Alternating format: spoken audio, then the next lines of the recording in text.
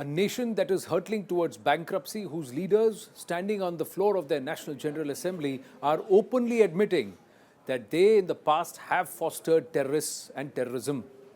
Raising Mujahideen was a mistake, Pak Interior Minister has admitted in the National Assembly.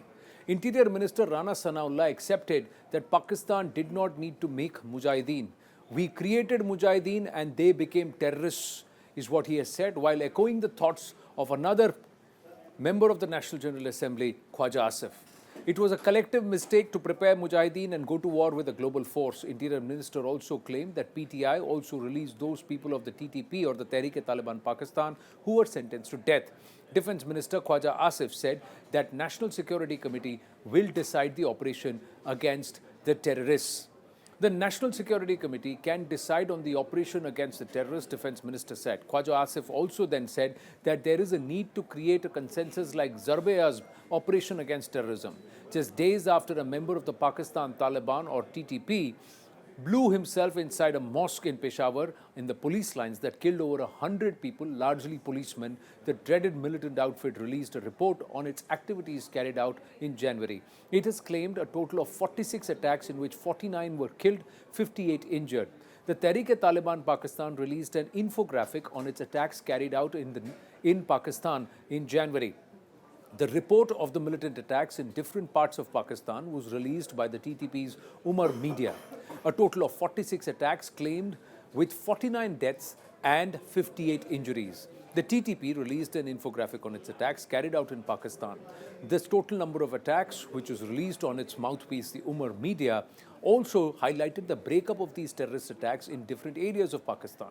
According to TTP media, it includes Charsada, 2 attacks there, Lucky Marwat, 6 deaths, Qila Abdullah, 1, D.I. Khan, 8, North Waziristan, 7, Pashin, 1, Khanewal, 1, Sorab, 1, Tank, 1, Tank, 2, Swabi, 1, DG Khan, 1, South Waziristan, 3, Khyber Agency, 4, Quetta 1, Peshawar 5. TTP media also claimed that in the month of January 2023, a total of 107 security personnel got hit, which includes 60 policemen, 25 army personnel, 13 FC and 9 security agencies persons. According to this TTP report, the TTP held 9 targeted attacks, 5 grenade and bomb blasts, 8 ambush attacks, 4 assault attacks, 8 guerrilla attacks, 4 counter attacks, 7 sniper laser attacks, and 1 suicide attack. The Khyber Pakhtunkhwa police, meanwhile, is holding protests over the Peshawar mosque blast, threatening collective or mass resignations. Fix responsibility, hold the culprits. We know who is behind the blast, is the clarion call. Double trouble for the Pakistan army and the establishment because its double game on Taliban is now being challenged by frontline victims. The Khyber Pakhtunkhwa police is threatening to resign en masse if proper investigations are not done or the ISI obstructs investigations in Peshawar district blast. Meanwhile, TTP attacks are rising in Peshawar. Police officers coming out onto the streets to protest against the police line mosque blast. Representatives of different schools of thought are also participating in the protest.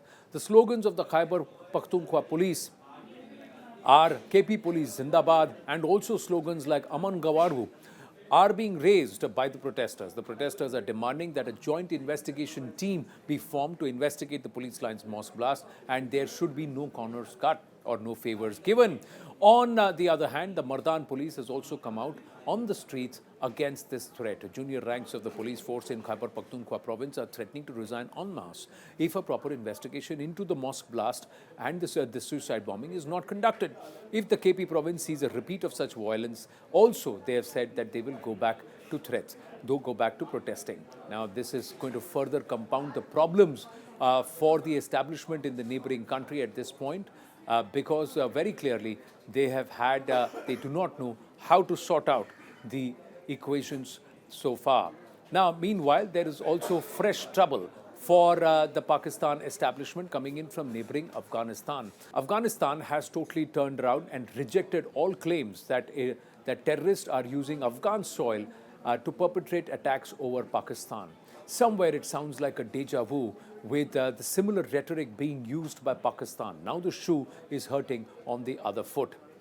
Now, there is also a significant development that has happened where very clearly Amir Muttaqi, the foreign minister, has very clearly said that in this press conference that the Afghan Taliban has said in 20 years we have not seen such a bomb or suicide jacket that blew up the roof of the mosque and hundreds of people along with it. Therefore, this incident should be thoroughly investigated.